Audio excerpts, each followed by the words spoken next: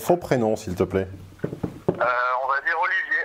Ok, Olivier, je connais ton problème parce que tu viens de me l'expliquer avant que je ne branche le micro, mais pour ceux qui ne l'ont pas entendu, c'est-à-dire tout le monde, tu vas bien vouloir, s'il te plaît, nous le répéter, nous le résumer surtout. Ok, ça marche. Bah écoute, comme je te le disais, je suis actuellement salarié dans une banque, donc salarié du privé. Donc je connais, comme tu dirais, l'enfer du salariat, 39 heures par semaine. Et il se trouve que, bien que je sois, comment dire, dans le monde des chiffres et de la rationalité économique, j'ai aussi une tendance à la création artistique, à la création de concepts, et j'écris énormément. Tu écris où et quoi? J'écris, alors déjà j'écris des chansons, donc ça peut être des poèmes, ça peut être des poèmes dans le cadre d'une chanson. C'est surtout, j'ai envie de te dire, dans le cadre de l'analyse économique et politique. Et tu écris sur quel support? Sur quel support? Oui. Sur le support, j'ai un blog, donc Est-ce que tu veux en profiter pour en faire la pub? Alors, ça résonne, répète Stéphane, excuse-moi. Ah, est-ce que tu veux en profiter pour en faire la pub? Pas pour le moment. Pas pour le moment, mais c'est gentil, Stéphane. Okay. Je ferai dans un second temps. D'accord. Mais effectivement, il y a l'idée qu'effectivement je réagis au sujet d'actualité et que j'apporte une plus-value qui me semble être hautement plus intéressante que ce qu'on peut lire dans l'aberration ou l'inhumanité, par exemple. Et également, effectivement, je contribue à rédiger dans un journal municipal. Voilà. D'accord. Donc effectivement, l'activité d'écrire étant un arrachement du cœur, pour reprendre tes mots, c'est loin d'être la chose la plus partagée au monde. Ma question est la suivante. Comment c'est pas que l'écriture est la chose la moins partagée au monde, c'est que le même mot recouvre un champ de réalité extrêmement large. Derrière le mot écrire, il y a écrire les devoirs de ses enfants, il y a écrire sa feuille d'impôt, il y a écrire un roman, il y a écrire une carte postale. Et effectivement, les gens ont de l'écriture la notion qui correspond à leur propre praxis. Oui. Donc expliquer l'écriture d'un essai ou d'un roman à quelqu'un dont l'écriture est qui n'accole à l'écriture que le souvenir des dissertations qu'il ou elle faisait à l'école, c'est une gageure, c'est un défi au moins, tout du moins. Tu vois? Donc l'écriture, c'est l'incommunicabilité de l'effort d'écrire, car ne peut le comprendre que quelqu'un qui a déjà produit cet effort, et a fortiori, c'est un peu vilain comme allitération, mais enfin c'est pas grave, dans un cadre rémunéré et contraint. Puisque évidemment écrire pour soi c'est bien, mais enfin quand en plus on a dégoté un contrat et qu'on écrit pour les autres, on y est soumis à un certain nombre de contraintes, de deadlines, de formalismes qui rendent le travail encore plus, qui rendent le défi encore plus défiant, si j'osais. Donc il est très difficile d'expliquer à quelqu'un la douleur ou la difficulté d'écrire, et sauf à parler à un écrivain. Tu vois, les gens dévorent, si tu veux, dévorent le peu qu'ils lisent, ils le dévorent en général sans aucune considération, respect ou même sans noter même l'effort stylistique. Oui, exactement. Et ils associent toujours le style à une forme de lourdeur empoulée. Et quand tu réussis, quand en tant qu'auteur, il y a certainement des tournures, des phrases, des paragraphes, des parties, des sous-parties du grand tout dont tu es très fier parce que tu estimes les avoir formulées extrêmement simplement, tu estimes les avoir bien louchées, bien pesées, tu estimes que ça envoie du pâté. Et ce n'est jamais celles pour lesquelles dont on t'est gré. Et ce n'est jamais celle qu'on remarque, et tu as l'impression vraiment de faire un travail presque de sacrifice de toi, puisque personne ne remarque les passages les mieux réussis qui t'ont demandé le plus de sueur, et au final on ne s'intéresse qu'au sort du personnage principal et éventuellement à la morale. C'est exactement ça. Bah oui, je sais. C'est-à-dire que la plupart des gens, il y a un mépris hein, je le dis très clairement pour ceux qui nous écoutent, c'est un esprit très clair pour l'écriture, en pensant que tout le monde peut faire du Stendhal parce que tout le monde sait faire suivi vers plus complément, c'est complètement faux. Effectivement, les gens sous-estiment largement l'art de l'écriture, et j'ai envie de te dire d'une analyse pertinente qu'on peut faire de l'actualité du monde économique et politique, ce qui est encore, j'ai envie de dire, moins évident. Et j'ai envie de te dire, j'ai l'avantage ou j'ai le don, effectivement, de produire une analyse qui apporte une vraie plus-value dans un style que je pourrais appeler voilà, de plutôt bon et agréable à lire. Et effectivement, ce qui m'amène à t'appeler, c'est que la question, c'est comment valoriser tout talent par le biais d'Internet, tout en gardant son activité salariale qui, disons-le, me convient qu'à moitié, qui est purement alimentaire. Bah, écoute, que te dire, déjà que t'as quand même une chance énorme, c'est celle d'être né à la bonne génération. Dis-toi bien qu'il y a 20-25 ans, c'eût été complètement impossible. Donc aujourd'hui, le média, tu n'as pas le choix. Ton média, ça s'appelle Internet. Et après, c'est simplement un choix de fréquence de publication dont on parle. C'est un choix de. En fait, je comprends pas bien la question. Le média, tu l'as. Le média, je l'ai, mais la question, elle est, est-ce que je dois me spécialiser dans un domaine ou faire, par exemple, est-ce que je dois faire que l'économie ou la politique, ou je dois ratisser dans un panel de sujets de traité là, je sais pas. Tu dois commencer. Avant d'être reconnu, tu dois être reconnaissable. Et avant d'être reconnaissable, tu dois être identifiable. Le pire moyen d'être identifiable est de t'attacher des étiquettes diverses et contradictoires. Donc, je répète la séquence, c'est reconnu, je remonte d'un cran, reconnaissable, je remonte d'un cran, identifiable. Tu as besoin d'être identifiable, tu as besoin de te créer une patte, tu as besoin de te créer un style. C'est comme en photo, je me suis mis à la photo relativement récemment. Enfin, j'ai fait des photos de looking pendant 10 ans, mais en m'en foutant. Je me suis mis à la technique de la photo récemment. Et la technique, c'est compréhensible très rapidement. La technique, tu mets 2 jours à comprendre, mais après, tu n'as pas de style. Tu fais les mêmes photos que tout le monde, en fait. Tu copies les photos de tout le monde, tu comprends ? Et donc, tu as besoin de te trouver par le hasard des choses et par ton dévouement et ton acharnement et puis un peu de chance ou un peu de talent ou un peu d'œil, je ne sais pas quoi. Tu as besoin qu'on identifie chez toi un style que l'on va plus ou moins attendre et retrouver dans la plupart de tes photos et retrouver avec plaisir, un petit peu comme quand on attend l'épisode d'une série dont on est un peu comme moi, j'attends l'épisode suivant du Grand Tour, qui est le remplaçant de Top Gear. Je sais très bien à l'avance que je vais trouver un rythme, que je vais trouver un sens de l'humour, que je vais retrouver une couleur, que je vais retrouver un traitement de l'image, que je vais retrouver une musique. Donc tu as besoin de te créer un style qui va passer par être reconnaissable et identifiable, et tu n'as certainement pas intérêt à cultiver des images variées, diverses et contradictoires pour atteindre cet objectif-là. Au contraire. Si tu es un observateur politique ardent et dissident, ce que j'ignore, que je ne veux surtout pas savoir, n'en parle pas, tu ne dois faire que cela. Si tu es un styliste, tu ne dois faire que cela. Si tu es un auteur de contes érotiques, tu ne dois faire que cela. Si tu es un sociologue ou un psychosociologue et que tu analyses les rapports hommes-femmes, tu ne dois faire que cela. Et dis-toi bien que tout ce qui dépasse tu seras mutilé par la violence de tout ce qui dépasse et tu en seras châtié. Un petit peu comme quand j'exprime une idée politique et qu'on me disqualifie systématiquement car je ne m'intéresse qu'à ces sujets superficiels et légers que sont les rapports hommes-femmes et la séduction. Tu vois ? Oui. D'accord. C'est comme ça que tu seras perçu en tout cas.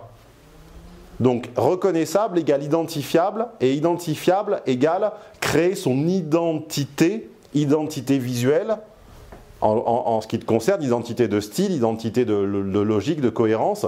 Et tout ça implique que la réponse à la question est très claire. Tu ne te diversifies pas, et tu n'atteindras jamais, tu ne dépasseras jamais le plafond de verre de l'anonymat du web avec un blog diversifié. Oui. Tu vois, il y a des millions de blogs qui parlent de philosophie, de politique, de sciences physiques, de jeux vidéo et de cinéma et un petit peu de musique et d'humour noir. Tu vois, personne n'en sort jamais. Ouais. Avant de t'expertiser, tu as besoin de t'identifier. Et pour t'identifier, tu vas avoir besoin de plusieurs choses. 1, d'être identifiable. 2, d'être reconnu. 3, de créer une audience de gens qui vont te suivre et te poser des questions. Et 4, d'être repris sur des médias plus importants que le tien. Comme je l'ai été au début sur Comme un camion et d'autres sites, même sur le Huffington Post, avant qu'ils ne me crachent dessus. D'accord. Puis sur M6 accessoirement. Mais c'est pas le problème. Tu comprends la logique? Ouais, totalement. Ouais. Ok. En fait, j'avais plein de questions, mais la façon dont tu as répondu a fait qu'effectivement, en fait, je voulais au début m'éparpiller dans les domaines où j'aimais bien la musique, l'économie, la politique. Et en fait, tu viens de me faire comprendre qu'effectivement, je vais tellement m'éparpiller je serai plus, on saura plus qui je. Enfin, voilà. Je vais tellement ratisser large qu'en fait, je ratisse personne. Mais c'est parce qu'en fait, tu éprouves le besoin qu'ont certains auteurs d'écrire comme on a besoin de se gratter.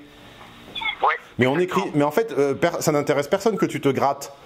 Tu ne dois écrire que ce pourquoi tu es indispensable, ce qu'il est indispensable que tu dises, et la raison pour laquelle tu es sur Terre. Moi, je suis là, par exemple, parce que personne n'explique les rapports humains comme moi. On peut être en accord ou en désaccord avec ce que je dis, mais personne ne parle comme moi des rapports humains, notamment quand il y est question de sentiments et de ressentiments. Je mets toujours les deux ensemble, hein. Le sentiment va avec le ressentiment, et comme les meilleurs romans d'amour sont également des romans de désamour. Je ne sais pas si tu as remarqué, mais un roman d'amour n'est puissant que quand, en même temps ou avant qu'on aime un personnage, on en désaime un autre. Ouais. Hein ? Je vois. Tu vois, Madame Bovary, elle aime et elle désaime en même temps. Les écrivains de l'amour sont toujours les écrivains du désamour. C'est pour ça que j'aime Moravia, c'est parce qu'il a écrit autant sur le désamour que sur l'amour. Un écrivain ou une écrivaine, je ne sais pas comment on dit, donc pardon les féministes, faites encore une pétition contre moi pour avoir dit écrivaine, qui ne parlerait que de l'amour, et un amour qui se construirait ex nihilo dans un vide social, c'est déjà quelqu'un qui ne pense pas assez ou pas assez bien. Puisque l'amour et le désamour sont le noir et le blanc sur une photo qui crée le contraste. Le rouge et le noir. Voilà, ce n'est pas le blanc et le noir, c'est le rouge et le noir. Et comment je sais tout ça ? Je sais tout ça parce qu'évidemment, comme on me le répète depuis 3 semaines, je suis un idiot et je dis n'importe quoi. Voilà, donc encore une fois, évidemment, tout ce que je te dis, tu le confirmes, n'a aucun sens. Et surtout, ça rase bien les pâquerettes. Ça rase tellement les pâquerettes qu'on ne l'entend jamais. Donc, pour revenir au sujet, tu dois écrire l'unique chose pour laquelle tu penses qu'il est nécessaire que tu sois parmi nous. Que tu aies des goûts musicaux pointus ou pas pointus, je ne pense pas, d'après ta présentation, que ça nécessite ta présence ici. Ici, en ce monde. Tu ne dois écrire que ce que personne d'autre ne peut écrire. Tout ce qui peut être écrit par quelqu'un d'autre, laisse-le. Ok. Ouais, donc il va falloir que je trie les sujets, ouais, effectivement. Là, il va falloir que je cible réellement ce pour quoi je suis fait, pourquoi j'écris. Mais ça, c'est facile. En quoi tu n'es pas remplaçable ? Qu'est-ce qui justifie ta présence ici, hors te faire jouir ? Okay. On n'est pas là que pour jouir, sinon on est un parasite. Et quand on est un parasite avec beaucoup de temps libre et qu'on jouit trop, on se pose beaucoup de questions sur son identité et sur plein de choses, tu vois. Notamment des choses que j'ai plus le droit de dire, mais enfin les plus intelligents comprendront. L'idée, le génie, c'est se dépenser à l'accroissement de ses dons. Phrase de Nietzsche, le philosophe que les imbéciles lisent évidemment. Donc le génie, c'est travailler à l'accroissement de ses dons. C'est-à-dire que ton don, c'est ce que tu sais faire mieux que les autres, et tu dois travailler à faire de mieux en mieux ce que tu sais faire mieux que les autres, tout en ayant le goût et l'élégance à la fin de ne pas jargonner pour rendre ta recherche incompréhensible à ceux qui n'ont pas eu le temps de la faire. Il faut que ce que tu expliques, et c'est ça le talent des rares politologues et des rares analystes de politique qui sont arrivés à percer jusqu'au non-lecteur, c'est d'arriver à conceptualiser puis à déconceptualiser, c'est-à-dire à passer du concept à sa réification qui s'appelle le concept incarné avec les mots de Monsieur Tout-le-Monde et Madame Tout-le-Monde. Tant que tu n'es pas capable d'expliquer ton analyse à ta tante ou à ta tante de 69 ans ou à ton cousin de 12 ans, je mets bien les deux pour qu'on ne m'accuse pas de sexisme, tant que tu n'es pas capable de leur expliquer ce qui t'a amené à cette conclusion sans utiliser de théorèmes, de jargon ou de postulats obscurs de théoriciens universitaires validés par le système, alors tu n'es pas au bout. C'est ça qui va t'occuper, c'est pas... pour l'instant, tu es un photographe qui a une technique photo, mais qui n'a pas de style et qui n'est pas identifiable. Tu as des pirouettes de style, tu as une facilité stylistique peut-être, j'en sais rien, j'ai pas lu tes écrits, je n'ai lu que ton mail, que tes mails. Mais en tout cas, pour l'instant, il me semble que tu manques d'identificabilité, d'identification.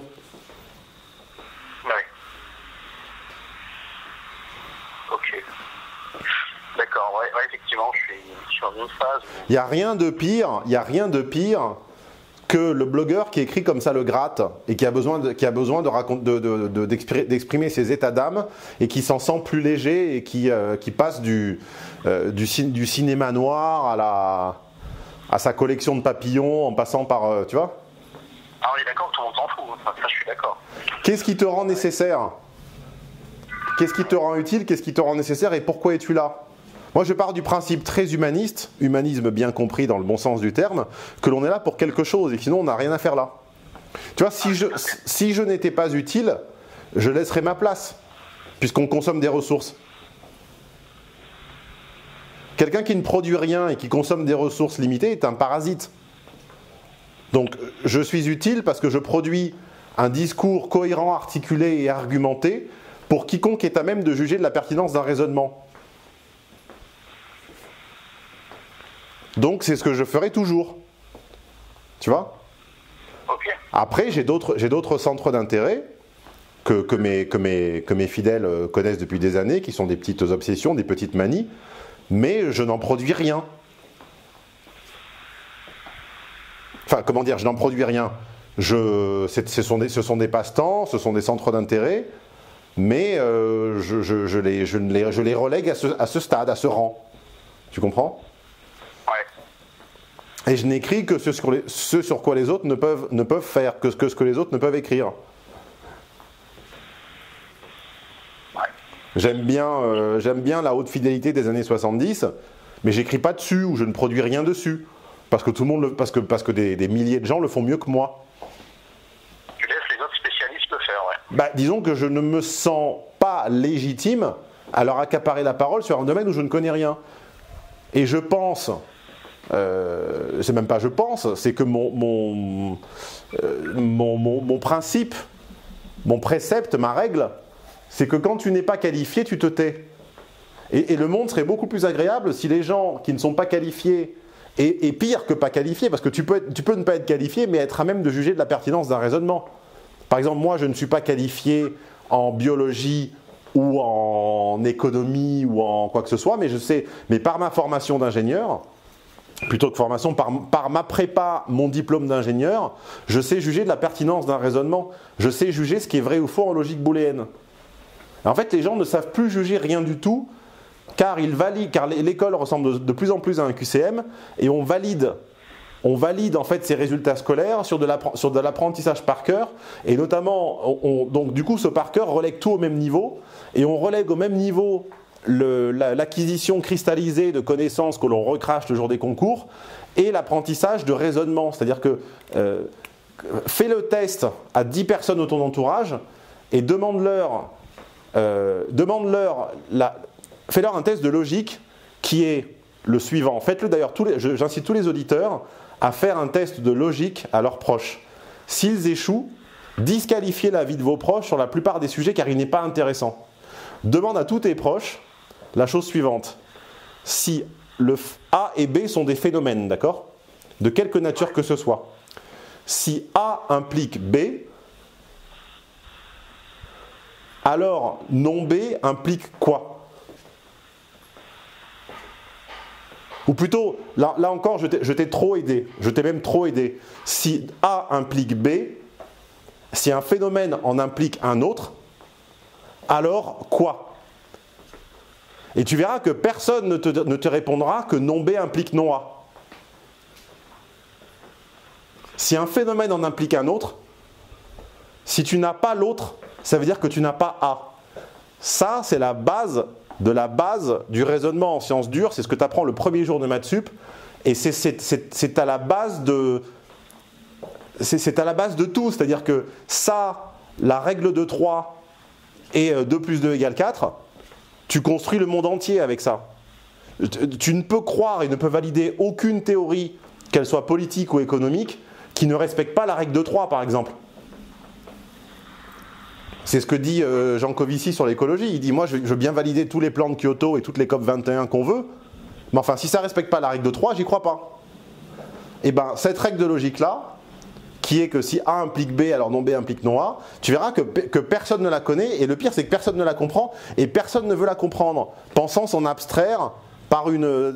Tout le monde la balaye d'un revers de main méprisant, en pensant s'en abstraire. Ensuite, quand tu essaies d'expliquer quelque chose, quand tu essaies d'expliquer un raisonnement à plus de 2 propositions à quelqu'un, tu vois que les gens font des relations de cause à effet et des corrélations totalement fausses. Tu vois. Et là, tu ne sais plus quoi dire. Les gens ne savent plus raisonner. C'est comme ils mélangent par exemple les corrélations et les relations de cause à effet. En disant que si 2 choses sont corrélées, alors l'une est cause de l'autre. Tu sais, comme par exemple on dit les buveurs de vin vivent plus longtemps que les buveurs de bière, donc le vin préserve. Mais en fait, les buveurs de vin vivent certes statistiquement plus longtemps que les buveurs de bière, mais tu ne peux à aucun moment en déduire que le vin préserve. C'est une erreur de raisonnement abyssale.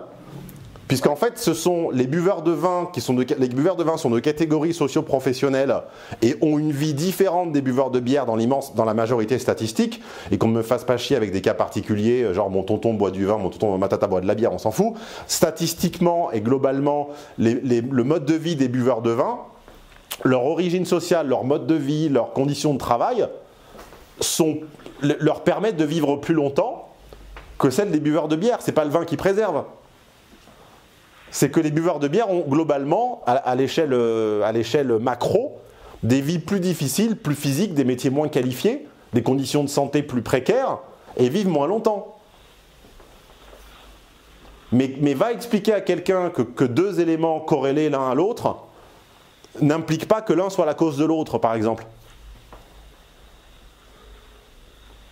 Et bien tu verras que 8 personnes sur 10 en sont incapables. Et que 7 personnes sur 10, et que sur les 3 restants, t'en auras que 1 qui te demandera pourquoi, et sur ce 1, t'en auras que 0,5 qui s'en souviendra. Ouais. En plus, je suis sûr que ça doit être pas vrai. Et c'est pour ça que c'est parce que plus personne ne sait juger de la pertinence d'un raisonnement que l'on surinterprète et que l'on donne un poids inconsidéré au cursus et au diplôme. C'est ce qu'on appelle en sociologie la théorie du signal.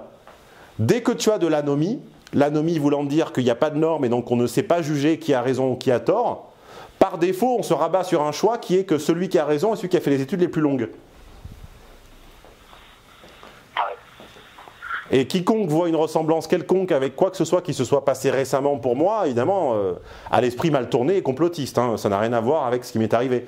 Mais quand même peut-être un petit peu. C'est-à-dire qu'en fait, quand tu n'es pas à même et quand tu n'es pas capable de juger de la pertinence d'un raisonnement, tu te rabats sur des critères qui sont à ta portée. Mais les gens intelligents sont capables de juger de la pertinence d'un raisonnement sans avoir besoin de la théorie du signal. C'est ce que j'avais démontré dans mon mémoire de sociologie que j'avais réalisé sur un milieu anomique, qui est le milieu des comédiens de théâtre à Paris. Pourquoi ? Parce qu'il n'y a pas de définition, de la même façon qu'il n'y a pas de bonne définition de ce que c'est qu'un écrivain, à part qui vendent des livres, il n'y a pas de définition unifiée de ce que c'est qu'un bon acteur. Ça n'existe pas. Il y en a 10 milliards, il y a 500 définitions. Et donc du coup, comme personne ne le sait, eh ben, la hiérarchie sur le marché de l'emploi est extrêmement verticale et le signal compte à fond. Si tu sors du conservatoire, tu es sûr à 95% d'avoir un job. Et si tu sors d'un cours de théâtre inconnu en province, tu ne dépends que de la chance et de ton réseau et de tes coucheries. Exactement. Donc toi, tu as besoin, pour revenir à ton problème, excuse-moi des passements de jambes et des allusions diverses, mais je suis certain que ça intéresse des gens, et si ça les intéresse, ils peuvent nous le manifester avec des pouces levés. Tu seras jugé, parce que tu es identifiable, donc que tu ne t'éparpilles pas. Et pour être identifiable, pour vivre, pour te contraindre à être identifiable, sans non plus sans que ça soit trop désagréable pour ton ego et pour ta personne, tu dois te demander en quoi tu es utile, en quoi tu es nécessaire, en quoi tu es pertinent. Et une fois que tu es utile, nécessaire et pertinent, tu dois toujours parler à la partie de ton auditoire qui te comprenne, sans pour autant volontairement chercher à enfumer ou volontairement chercher à opacifier ton message pour ceux qui ne te comprennent pas. C'est une question d'humanisme et d'élégance. Tu dois dire de toute façon, dès que je sors du moule, 70% ne comprendront pas, mais ce qui ne m'empêche pas de parler aux 30% d'autres, et sans non plus ricaner sous cap en jargonnant à tout va. Tu sais, c'est un petit peu comme ces endroits que je déteste, qui sont les forums de pros de l'orthographe. Tu sais, quand je cherche l'orthographe d'une expression peu utilisée, ou une règle orthographique qui m'échappe, ou une règle de syntaxe, ou une conjonction de temps qui m'échappe, tu tombes toujours sur ces forums de rois de l'orthographe. Donc, ce sont des, entre guillemets, ils se sont décrétés une expertise en syntaxe, en conjonction, en grammaire et en conjugaison, mais ils écrivent de façon imbuvable. Je ne sais pas si tu es déjà tombé comme ça sur un forum de pros de l'orthographe ou de pros de la grammaire. C'est vrai, oui, c'est vrai, tout à fait. Ils écrivent de façon imbuvable et il faut absolument trouver le synonyme le moins utilisé possible de chaque mot pour se rappeler qu'on est entre nous. Tu vois, ce qui est un réflexe communautaire de supériorité par l'écran de fumée. Non, je t'encourage à avoir des raisonnements pertinents et inattaquables sur le point de vue de la logique, à la fois mathématiques booléennes et des émotions, ce qui sont les miens, tout en te forçant à avoir le champ lexical le plus, finalement, le moins obscènement intellectuel et le plus honnête. Et là, tu auras des détracteurs et tu auras des followers et des détracteurs, mais tu seras ce que tu dois être. Tu seras nécessaire. Et il se passera ce qui devra se passer. Comme dit Cochet, ou je ne sais plus qui d'ailleurs, se préparer lentement à ce qui adviendra.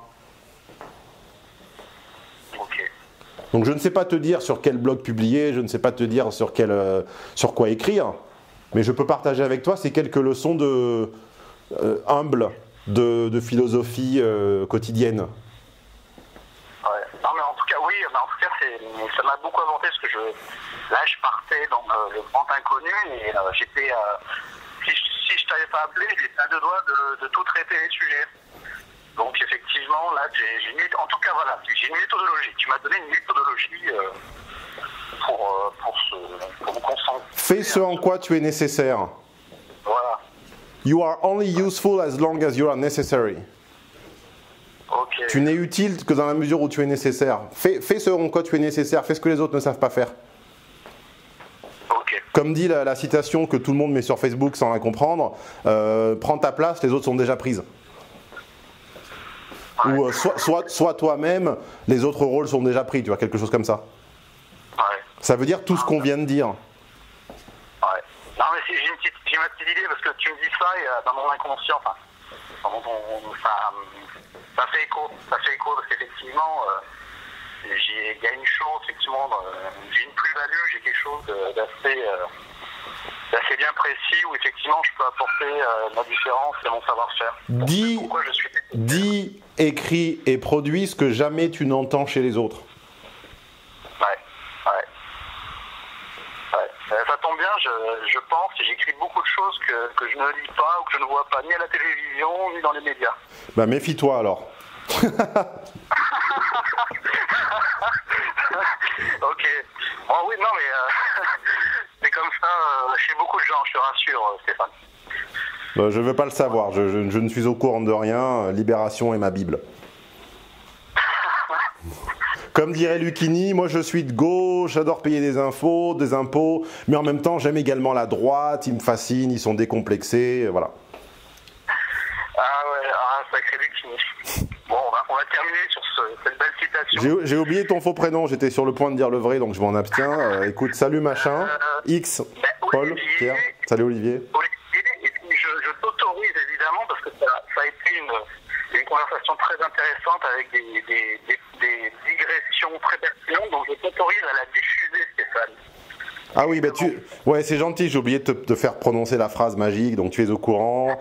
Je t'ai informé que cette conversation était enregistrée, qu'elle sera diffusée sur ce qu'on appelle désormais les réseaux asociaux. Et tu es également au courant qu'elle me vaudra beaucoup d'insultes, probablement, et de disqualifications, d'anathèmes, d'imprécations. Tu vois, moi aussi, je sais jargonner. Hein, je peux jargonner tant qu'on veut, je peux trouver qu'un synonyme à chaque terme. Et tu verras que ça vient toujours de gens qui n'accèdent pas aux bases de la logique, qui sont que si A implique B, non B implique non A, la règle de 3 et l'autre qu'on a dit, donc que j'ai oublié. Alors, faites attention à ça dans les raisonnements des gens, en fait. Quand vous voyez une infraction à la logique élémentaire, vous savez déjà que la conclusion sera fausse. Ouais, ça c'est sûr. C'est bon. Ouais, ok. Salut Olivier. Je te remercie Stéphane, et puis moi je ne l'ai pas trouvé, j'ai trouvé cette conversation intéressante, et puis tu as répondu à ma question, donc je ne peux que t'en remercier. J'encourage les VIP et tout le monde à ne pas me soumettre. Alors moi je n'enregistrais pas jusqu'à présent les conversations qui n'avaient pas lié aux relations hommes-femmes, et donc ce qui pouvait peut-être laisser à penser que je ne traitais que ces aspects. Je rappelle qu'en tant que sociologue spécialisé dans les relations, je traite des relations personnelles, professionnelles et amoureuses. Et également avec des outils conçus et pensés par moi-même de ce genre de choses qu'on a faites aujourd'hui. Donc je m'engage de mon côté à diffuser plus de phone coaching hors attraction, compatibilité, amour, séduction, divorce, etc. Et de votre côté, pour les VIP et les autres qui m'écoutent, souvenez-vous que je ne suis ni coach en séduction. Hein, et que ma grille d'analyse et d'outils s'applique aux relations au sens large. Et en l'occurrence, là, c'était plutôt professionnel. Enfin, voilà. Un cadre professionnel. Voilà. Salut Olivier. Allez, salut. Bonne soirée. Ciao. À bientôt. Ciao.